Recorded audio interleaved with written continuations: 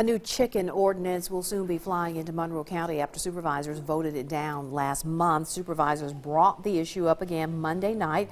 Supervisors voted 4-1 to change the current chicken industry ordinance and adopt a new one. The rules will double the required distance between chicken houses and homes or businesses beyond what is required by the State Department of Environmental Quality.